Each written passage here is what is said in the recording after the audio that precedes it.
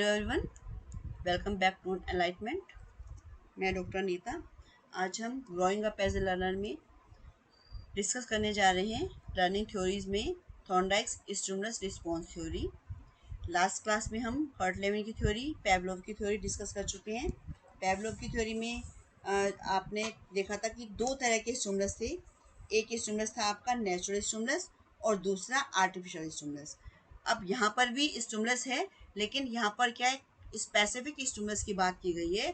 केवल एक ही विशिष्ट स्टिमुलस है इसमें और एक ही रिस्पॉन्स होता है थॉर्नडाइक की थ्योरी में। तो अब यहाँ पर हम देखेंगे कि ये जो थॉर्नडाइक ने इस थ्योरी को अन्य कौन कौन से नामों से जाना जाता है। इसे हम कहते हैं एसोसिएशन थ्योरी, सहचार्य सिद्धांत। दूसरा है ट्रायल एंड एरर थ्योरी, प्रयास और त्रुटि सिद्धांत। नेक्स्ट है molecular theory, connectionism theory, bond theory of learning. तो इसके ये नाम है, लेकिन ये थ्योरी सेम है। एक्सपेरिमेंट पूछा जाएगा तो वो भी सेम एक्सपेरिमेंट आएगा। इसको ऐसा क्यों कहा जाता है, जैसे ट्रायल एंड एरर क्यों कहा जाता है या फिर कनेक्शन थ्योरी क्यों कहा जाता है, ये हम आगे जानेंगे कि इस थ्योरी को इस तरह से इन नामों से क्यों जाना जाता है। अब हम पहले देख लेते हैं इनका इंट्रोडक्शन थॉर्नडाइक का। इनका पूरा नाम है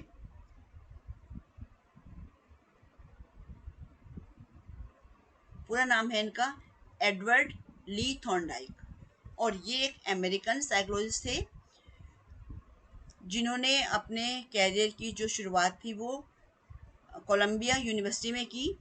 और इन्होंने कंपैरेटिव साइकोलॉजी में बहुत सारा काम किया और इन्होंने एजुकेशनल साइकोलॉजी से रिलेटेड बहुत काम किया और इसलिए इनको फादर ऑफ एजुकेशनल साइकोलॉजी कहा जाता है। इनको शिक्षा मनोविज्ञान के जनक के रूप में भी हम जानते हैं। अब जो एडवर्ड एल थॉर्नडाइक हैं, इन्होंने इनकी एक बुक थी एनिमल इंटेलिजेंस। इसमें इन्होंने कनेक्शनिज्म की बात की, संबंधवाद का प्रतिपादन किया। और जो लर्निंग है, लर्निंग में इन्होंने कनेक्शनिज्म से इनका मतलब है कि जो स्टिमुलस के साथ रिस्पॉन्स, स्टिमुलस का साथ जो रिस्पॉन्स होता है, और इसे ही स्टिमुलस रिस्पॉन्स थ्योरी नाम दिया इन्होंने। अब स्टिमुलस हम लास्ट क्लास में पढ़ चुके हैं कि स्टिमुलस क्या होता है। स्टिमुलस ऐसा कोई भी ऐसी चीज जो आपको स्टिमुलेट कर दे, मजबूर कर दे एक्शन लेने के लिए। जैसे कि खाने की खुशबू को देखकर खाने का मन करना, मतलब खाना क्या है, वो स्टिमुलस है और उसकी खुशबू क्या है, वो रिस्पॉन्स का काम कर रही है। गोलगप्पे को देखकर हमारे मुंह में पानी आ जाता है, जो हमने पैवलोव की थ्योरी में ही पढ़ा था। और इस तरह से जो teacher who give a question, जब वो क्वेश्चन दे रहे हैं, जो क्वेश्चन दिए जा रहे हैं वो क्वेश्चन क्या है, वो स्टिमुलस हैं। स्टूडेंट्स विल आंसर, जो स्टूडेंट्स आंसर कर रहे हैं वो रिस्पॉन्स हैं। तो आई थिंक आपको स्टिमुलस क्लियर हुआ होगा। अब इसकी थ्योरी देख लेते हैं कि ये थ्योरी जो थॉर्नडाइक की थ्योरी है, जो ये थॉर्नडाइक व्यवहारवादी हैं, इनकी थ्योरी क्या कहती है। तो जो ये थ्योरी है, ये बेसिकली छोटे बच्चों के लिए ज़्यादा यूजफुल है। ये जो थ्योरी है, इसके अकॉर्डिंग जो सीखने का प्रोसेस है उसमें व्यक्ति के सामने एक विशेष यानी कि स्पेसिफिक स्टिमुलस होता है, जो कि पैवलोव की थ्योरी में स्पेसिफिक स्टिमुलस नहीं था। उसमें दो तरह के स्टिमुलस थे, एक आर्टिफिशियल स्टिमुलस और दूसरा नेचुरल स्टिमुलस। और यहाँ पर क्या है, केवल एक ही स्टिमुलस होगा जो कि पैसिफिक स्टिमुलस होगा और स्पेसिफिक ही रिस्पॉन्स आएगा, एक ही रिस्पॉन्स के लिए प्रेरित किया जाएगा। जो उसकी जो रिस्पॉन्स है, उस रिस्पॉन्स के पीछे कोई ना कोई स्टिमुलस होता है। और इसी तरह से इस प्रकार के जो स्टिमुलस है वो विशेष है, यानी कि स्पेसिफिक स्टिमुलस है और विशेष प्रकार का ही रिस्पॉन्स होगा। और इन दोनों के बीच में, किसके, स्टिमुलस और रिस्पॉन्स के बीच में कनेक्शन हो जाता है, बॉन्ड हो जाता है। इसीलिए इसे स्टिमुलस रिस्पॉन्स कनेक्शनिज्म थ्योरी भी कहा जाता है, बॉन्ड थ्योरी के नाम से भी जाना जाता है।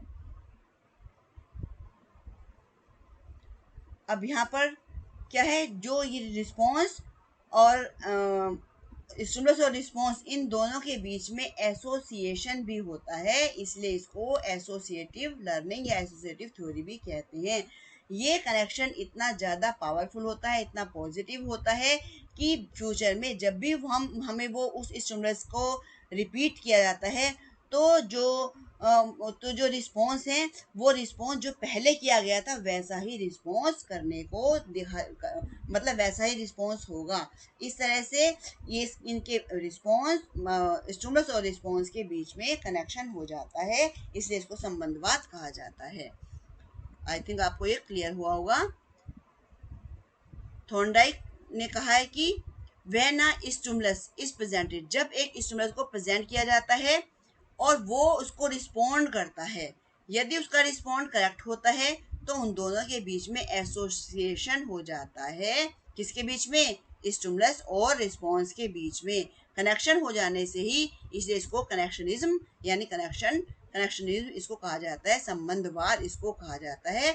और स्टिमुलस और रिस्पॉन्स थ्योरी हम इसके कहते हैं SR थ्योरी कहते हैं, स्टिमुलस रिस्पॉन्स थ्योरी कहा जाता है इनको। और अभी मैंने इसके नाम बताए हैं आपको। ये एसोसिएशन होता है इन दोनों के बीच में, इसलिए एसोसिएशन थ्योरी कहते हैं। ट्रायल एंड एरर पहले हम आप समझेंगे इसका जो एक्सपेरिमेंट है, उसके बाद हम ट्रायल एंड एरर पर आएंगे। इसके बाद क्या है? मॉलिक्यूलर थ्योरी और कनेक्शनिज्म थ्योरी, दोनों के बीच में कनेक्शन बन जाता है। स्टिमुलस और रिस्पॉन्ड के बीच में स्ट्रॉन्ग बॉन्ड हो जाने की वजह से हम इसे बॉन्ड थ्योरी भी कहते हैं।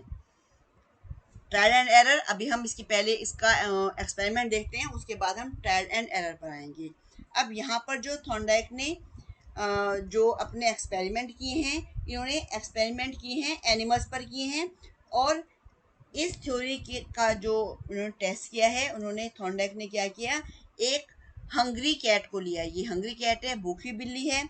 और इन्होंने इसके लिए एक पजल बॉक्स यूज किया। ये पजल बॉक्स है, इसका यूज किया इन्होंने। इस पजल बॉक्स में इसको कैट को रखा जो कि हंग्री कैट है। और ये कैट यहाँ से डोर इसका बंद है। बाहर क्या रखा हुआ है? ये स्टिमुलस है। ये क्या है? फूड जो रखा है, फिश रखी है कैट के लिए, ये स्टिमुलस है। और जो सारी एक्टिविटीज करेगी इस फिश को लेने के लिए वो इसके रिस्पॉन्स होंगे, इसकी अनुक्रियाएं होंगी। और यहाँ पर इन्होंने जो पिंजरे का जो इसका जो ये पजल बॉक्स है, इसका ये दरवाजा है, ये दरवाजा बंद है और बंद है। लेकिन यहाँ पर इस तरह से इस दरवाजे के साथ इसकी ऐसी सेटिंग की गई है कि यहाँ पर ये जो लीवर लगा है, इस लीवर पर जब बिल्ली का पैर पड़ता है वो एकदम से खुल जाता है और उसको फूड मिल जाता है। तो अब यहाँ पर कैट ने देखा बाहर फूड है, तो यहाँ पर इसने बहुत सारे रिस्पॉन्स किए, है ना।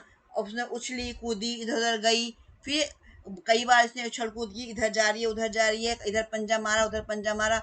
अब एक बार क्या हुआ कि उसका जो इस लीवर पर उसका पैर पड़ जाता है और पैर पड़ते ही वो जो डोर है ओपन हो जाता है और वो अपने फूड को ले लेती है। तो यहाँ पर क्या है, उसने बहुत सारे रिस्पॉन्स किए, किसके लिए? स्टिमुलस को प्राप्त करने के लिए। अब भोजन को देखकर बिल्ली व्याकुल हो गई, उसने वहां पर प्रतिक्रियाएं करना प्रारंभ किया और अनेक बार निकलने का प्रयास किया। और संयोगवश उसका पैर जो है कहाँ पर पड़ गया? लीवर पर पड़ा और वो खुल जाता है और उसको भोजन मिल जाता है। अब थॉर्नडाइक ने इस एक्सपेरिमेंट को बार बार रिपीट किया। अब रिपीट करने पर उसने देखा कि हर बार जो है एरर, जो बिल्ली उछल कूद कर रही है वो हर बार एरर क्या हो रहे हैं? कम हो रहे हैं, रिड्यूस हो जा रहे हैं। और लास्ट में एक ऐसी सिचुएशन आती है कि जब बिल्ली बिना किसी भूल के, बिना किसी भी परेशानी के वो सीधा सीधा पैर कहाँ रखती है? लीवर पर रखती है और लीवर का बटन प्रेस हो जाता है और वो बाद में भोजन को ले लेती है। इस तरह से इस प्रयोग में स्टिमुलस और रिस्पॉन्स के बीच में बॉन्ड हो गया, बॉन्ड इस्टेब्लिश हो गया। और बार बार ट्राई किया उसने और एरर को कम किया, इसलिए इसको ट्रायल एंड एरर थ्योरी भी कहा जाता है। अभी हमने आप बताया था आपको ट्रायल एंड एरर थ्योरी की बात। According to learning take place by trial and error.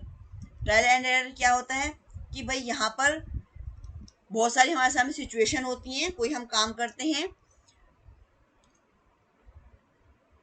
when no ready-made solution of a problem is available to the learner, he adopts the method of trial and error. First tries one solution, पहले एक solution देखता है, वो उसकी help नहीं करता है तो उस solution को रिजेक्ट करता है।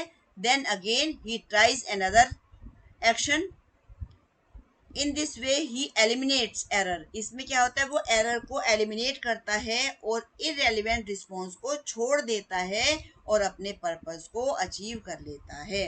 तो यहाँ पर क्या है, जो कैट है, मान लीजिए इसमें जब एक हम प्रोसेस को बार बार दोहराते हैं, पहली बार हमें ज़्यादा समय लगता है और धीरे धीरे वो समय कम होता चला जाता है, हम जो रिजेक्शन है उसको हम एलिमिनेट कर देते हैं। इस तरह से पहली बार सीखने में गलतियों के एरर ज़्यादा होंगे, फिर आगे अगला हम एफर्ट करेंगे तो वो जो असफल प्रयास हैं, असफल प्रयासों की संख्या कम होती जाएगी, कम होती जाती है। और बाद में जब हम यही कंटिन्यूशन में रखते हैं, किसी भी काम को सीखने का प्रयास हम करते रहते हैं, धीरे धीरे एरर कम हो जाते हैं और लास्ट में एक ऐसा समय आता है कि बिना किसी एरर के हम अपने गोल को अचीव कर लेते हैं। तो यहाँ पर जो कैट इस कैट ने भाई ये स्टिमुलस है ना, ये स्टिमुलस है और इसने रिस्पॉन्स, बहुत सारे रिस्पॉन्स किए, कैट ने बहुत सारे रिस्पॉन्स किए। तो यहाँ पर मान लीजिए पहली फर्स्ट अटेम्प्ट में इसको, बिल्ली को फूड को लेने में 20 मिनट का टाइम लगा। मान लीजिए पहली बार कितना टाइम लगा, 20 मिनट का टाइम लगा। अब फिर दूसरी बार फूड को इस तरह से रखा गया, पूरा इस तरह से अरेंजमेंट बनाया गया। सेकेंड टाइम में उसे 18 मिनट लगे, थर्ड टाइम में 15 मिनट लगे, उसके बाद 10 मिनट हो गए, उसके बाद 5 मिनट हो गए, उसके बाद 4 मिनट हो गए। लास्ट में ऐसी ऐसी स्टेज आई, उस स्टेज में उसने पहली बार में ही लीवर पर बटन को प्रेस किया और बाहर आ गई और बाहर उसने फूड को ले लिया। तो इसका मतलब ये क्या है, बार बार ट्राई किया, एरर को कम किया, ट्राई किया, एरर को कम किया, इसलिए इसको ट्रायल एंड एरर थ्योरी भी कहा जाता है। और प्रयास और त्रुटि का सिद्धांत इसको हम कहते हैं, या प्रयत्न और भूल का सिद्धांत इसे कहते हैं।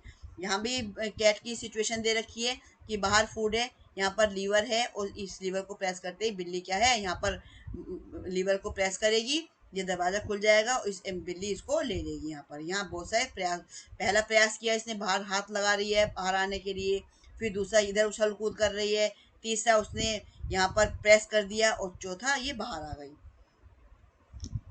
अब ये तो हो गया आपका एक्सपेरिमेंट। इस एक्सपेरिमेंट में हमने देखा कि भाई जो कैट है, या जो जो एक्सपेरिमेंट था, इस एक्सपेरिमेंट में उसने बार बार प्रयास किया गया, बार बार एरर जो हुए उन एरर को कम किया और लास्ट में उसकी लर्निंग हो गई, यहाँ पर उसने भोजन को प्राप्त करना सीख लिया। इसके बाद थॉर्नडाइक ने सीखने के नियम बताए हैं। इनके नियम को दो पार्ट में डिवाइड करते हैं हम, एक है प्राइमरी लॉ ऑफ लर्निंग, दूसरा है secondary law of learning. Primary law of learning में पहला है लॉ ऑफ रेडीनेस, तत्परता का नियम जिसे कहते हैं, दूसरा है लॉ ऑफ एक्सरसाइज, अभ्यास का नियम, तीसरा है लॉ ऑफ इफेक्ट, प्रभाव का नियम। अब ये देखते हैं कौन कौन से क्या क्या क्या कहते हैं ये। लॉ ऑफ रेडीनेस, तत्परता का नियम।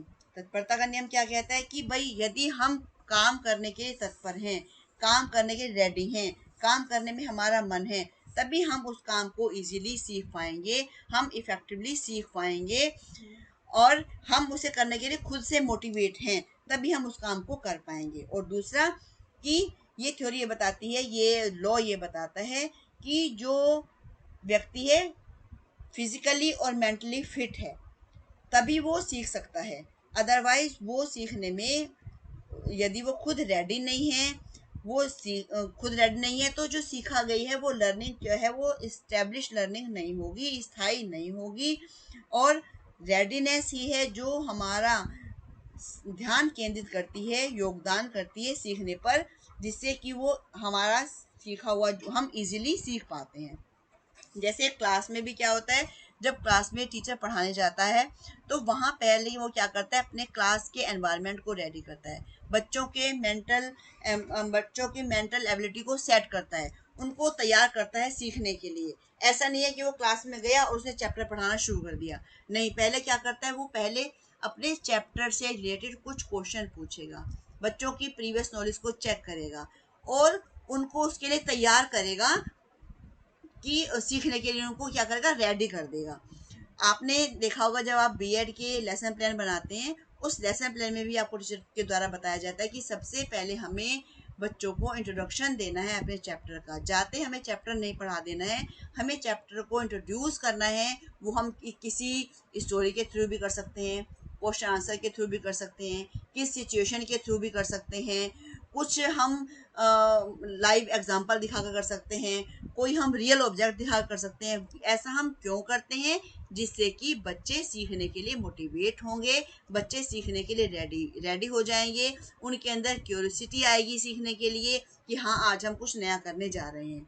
तो यहाँ पर क्या है कि लर्निंग के लिए बच्चों में क्यूरियोसिटी डेवलप करना जरूरी होता है। हमें जो हमारी क्लास है उस क्लास में हमें न्यू नॉलेज देने से पहले हमें बच्चों के मेंटल स्टेज को उसे मेंटली बच्चों को सेट करना होता है, मेंटली तैयार करना होता है, क्योंकि हम फोर्सफुली हम बच्चों से काम नहीं करा सकते, बच्चों को फोर्सफुली हम नहीं सिखा सकते। यदि हम बच्चों को सही तरीके से सिखाना चाहते हैं तो हमें पहले बच्चों को तैयार करना होता है। तो ये क्या कहता है? लॉ ऑफ रेडीनेस इसी की बात करता है। दूसरा क्या है? लॉ ऑफ एक्सरसाइज, अभ्यास का नियम। अब जैसे भी कहा भी गया है, करत करत अभ्यास ते जड़मति होत सुजान। जितना हम अभ्यास करेंगे उतना क्या होता है? उतना ही हमें सीखा गया जो हमारा है वो स्थायी होता है। ऐसे भी सुना होगा आपने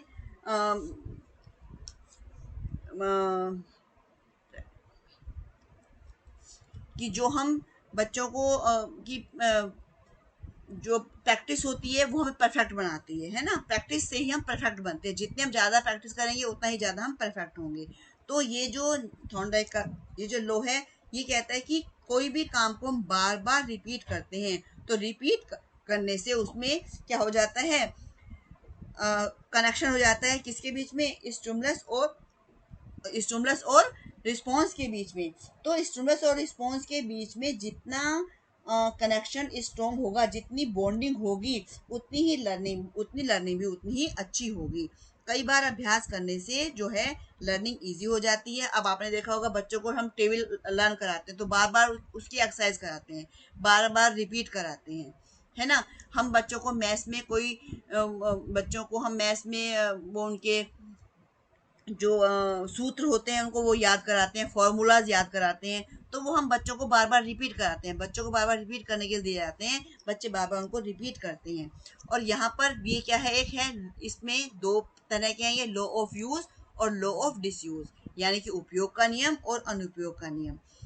अब उपयोग का नियम क्या कहता है कि जो हमारे लिए उपयोगी है उसे हम बार बार किया जाता है, वो बार बार करने से उसमें एक प्रकार का कनेक्शन हो जाता है, संबंध बन जाता है, वो हमारी हैबिट में आ जाता है। ये तो हो गया लॉ ऑफ यूज। अब है लॉ ऑफ डिसयूज, जो हमारे लिए उपयोगी नहीं है ना? जिसको काम करने से हमें इसके काम अनुपयोगी जो कार्य, इसके विपरीत क्या है? जो अनुपयोगी कार्य है या जो इसका कोई यूज नहीं है, उस काम को न करने से उसको आसानी से हम भूल जाते हैं।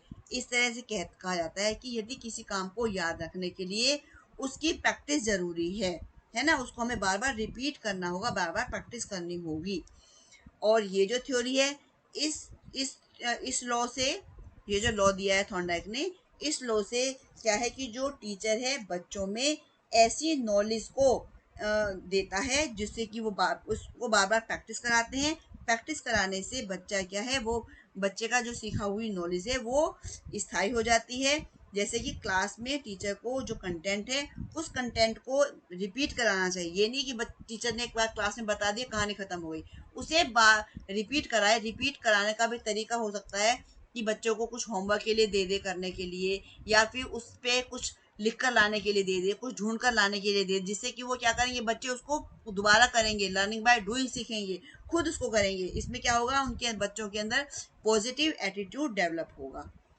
नेक्स्ट है लॉ ऑफ इफेक्ट, प्रभाव का नियम।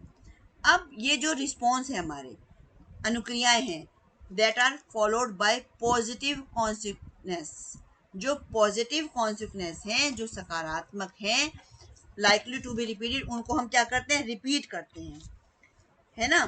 किसी कार्य को करने से अच्छा क्या है कि जो पॉजिटिव हमें, उसका पॉजिटिव जो हमें मिलता है, वो काम बार बार करने की हमारी इच्छा होती है। जब हमारे पास पॉजिटिव जिसका रिजल्ट आता है, उस पॉजिटिव रिजल्ट जिससे आया है उस काम को करने की हमारी इच्छा होती है, बार बार हम उसे करना चाहते हैं, क्योंकि उसका इफेक्ट हम पर ज़्यादा पड़ रहा है। जितना ज़्यादा इफेक्ट पड़ रहा है उतना हम उसको ज़्यादा करना चाह रहे हैं, इसका मतलब हम ज़्यादा सीख रहे हैं।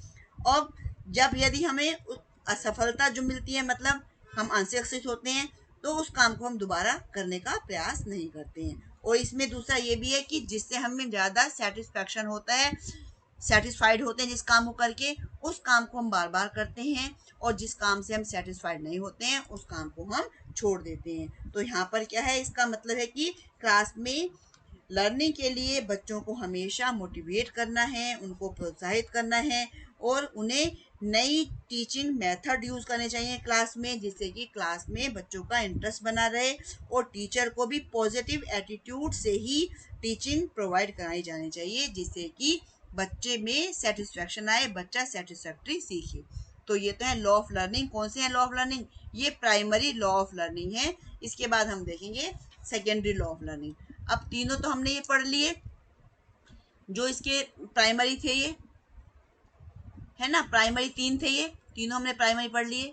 ये आपका लॉन्ग क्वेश्चन के पॉइंट ऑफ व्यू से इंपॉर्टेंट टॉपिक है, और जो शॉर्ट क्वेश्चन आते हैं, शॉर्ट क्वेश्चन में भी पूछा जाता है कि थॉर्नडाइक के जो प्राइमरी नियम बताओ, या फिर थॉर्नडाइक के गौण नियम बताइए। तो आपको ये सारे इसके नियम पता होने चाहिए। अब इसके हैं आगे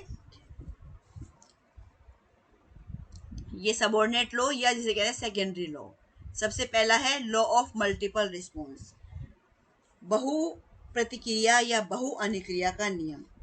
अब जैसे अभी एग्जांपल में देखा, बिल्ली ने अपने स्टिमुलस को प्राप्त करने के लिए, खाने को लेने के लिए बहुत सारे रिस्पॉन्स किए, और इस बहुत सारे रिस्पॉन्स में क्या किया, उसका जो उसने सही रिस्पॉन्स करना उसने सीख लिया, बहुत सारे रिस्पॉन्स किए। अब जब व्यक्ति के सामने ऐसी सिचुएशन होती है, प्रॉब्लम आती है, उस प्रॉब्लम को लेके बहुत सारे वो अपने सॉल्यूशन निकालता है, बहुत सारी अनुक्रियाएं करता है, और जो रिस्पॉन्स उसको गोल को अचीव में सहायक नहीं होती हैं, उस रिस्पॉन्स को वो भूल जाता है, लेकिन जो गोल को अचीव करने में सहायक होती है उनको सीख जाता है। जैसे कि कैट ने उस लीवर को प्रेस करना सीख लिया, बहुत सारे रिस्पॉन्स किए। अब उसने देखा कि भाई उसने एक बहुत सारे रिस्पॉन्स किए, पैर पड़ा, खाना मिल गया उसको बाहर आकर के। दोबारा उसने किया, उसने ये जाना कि जब यहाँ पर पैर पड़ता है, जब ये लीवर पर पंजा पड़ता है, तब बाहर पहुंच जाती हूँ मैं, ये दरवाजा खुल जाता है।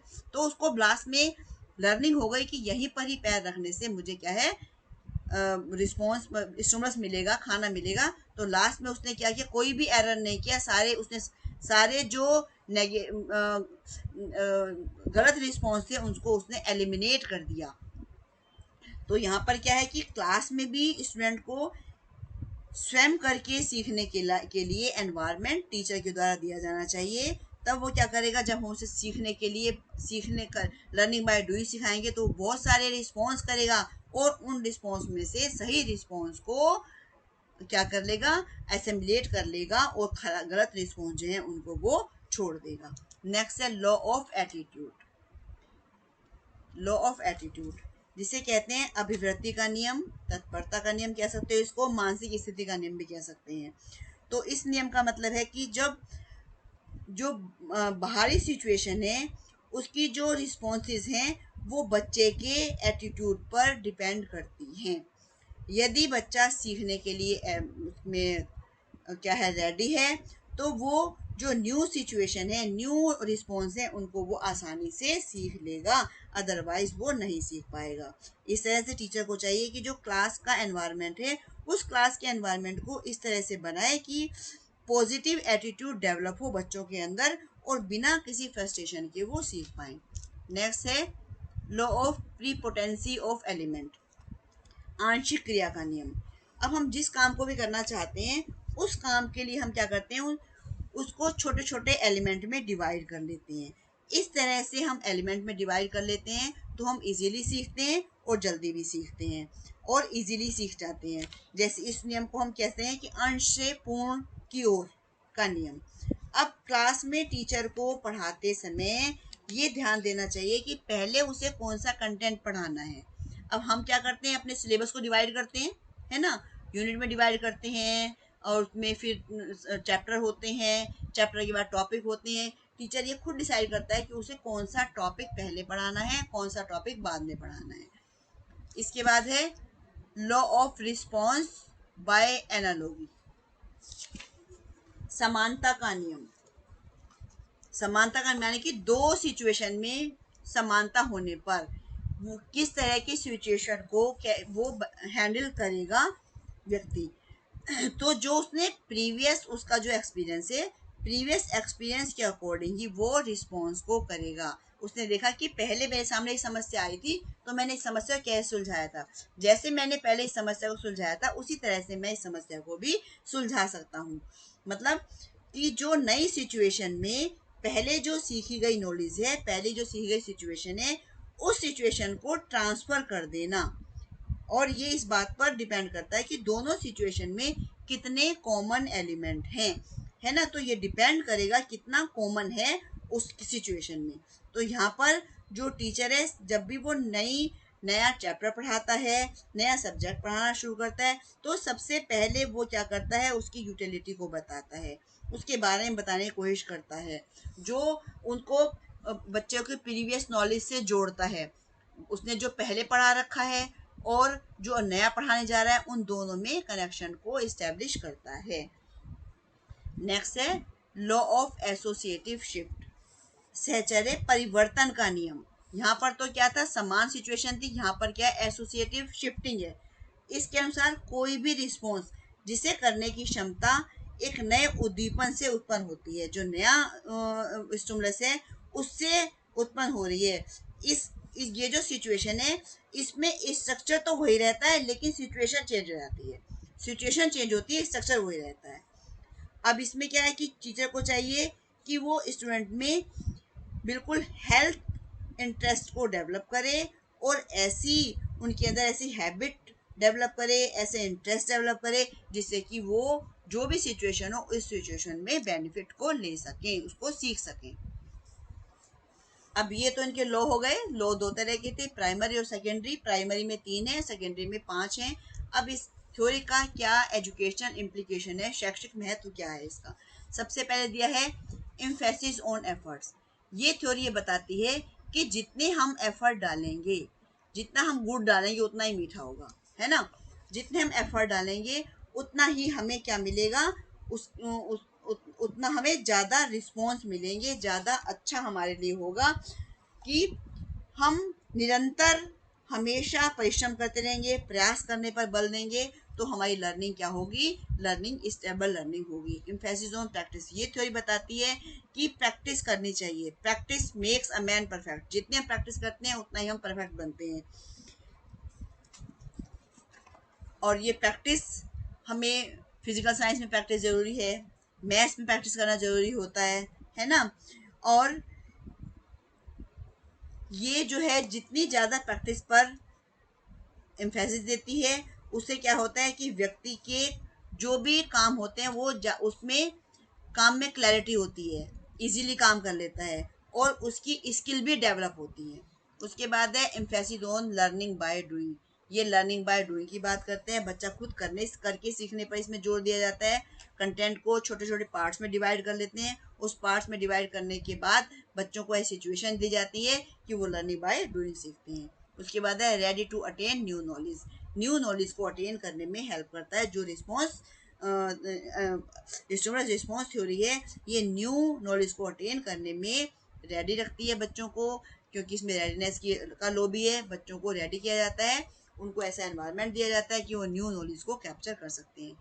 और ये जो थ्योरी है ये बैकवर्ड बच्चों के लिए, मेंटली रिटायर्ड बच्चों के लिए बहुत ये उपयोगी है, क्योंकि जो मेंटली रिटायर्ड बच्चे हैं उनको हम प्रैक्टिस के द्वारा सिखा सकते हैं। ऐसे बच्चे होते हैं उनको फ्लैश कार्ड दिखाए जाते हैं, बार बार प्रैक्टिस कराई जाती है, उनके साथ एफर्ट्स डाले जाते हैं, तो ऐसे बच्चों को हम ऐसे बच्चों के लिए थ्योरी यूजफुल है।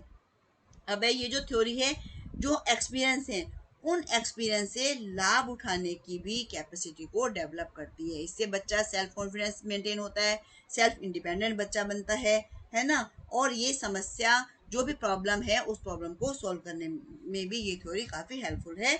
और ये इस थ्योरी से स्टूडेंट को ज़्यादा से ज़्यादा सीखने के लिए मोटिवेट किया जाता है। तो ये सारे इसके एजुकेशन इम्प्लीकेशन है। इनका क्रिटिसिज्म भी देख लेते हैं कि क्या क्या आलोचना है।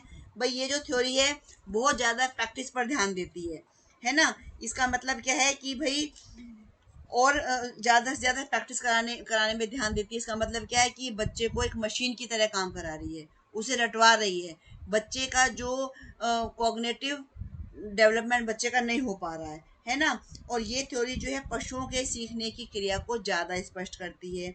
और ये जो थ्योरी है तो बताती है कि भाई सीखना है, सीखने की मेथड बता रही है कैसे सीखना है, लेकिन क्यों सीखना है, किस तरह सीखना है, इस पर कोई भी तरह का की बात इस थ्योरी में नहीं की गई है। और ये स्टिमुलस रिस्पॉन्स थ्योरी है, ये ज़्यादा से ज़्यादा ट्रायल पर ज़्यादा इम्फेसिस दिया जाता है, रटने पर ज़्यादा ध्यान दिया जा रहा है। और इसमें क्या है कि ये बच्चों के सोचने समझने की शक्ति का विकास नहीं करती है। तो ये आपकी थ्योरी थी, थॉर्नडाइक की थ्योरी। आज के लिए इतना ही। नेक्स्ट वीडियो में हम मिलेंगे। नेक्स्ट वीडियो में हम करेंगे कॉलर की इनसाइट लर्निंग थ्योरी। और आपको वीडियो पसंद आती है लाइक कीजिए, अपने साथियों के साथ शेयर कीजिए, और जो भी न्यू व्यूअर्स हैं चैनल को सब्सक्राइब जरूर कर लें, जिससे कि आने वाले हर वीडियो का नोटिफिकेशन आप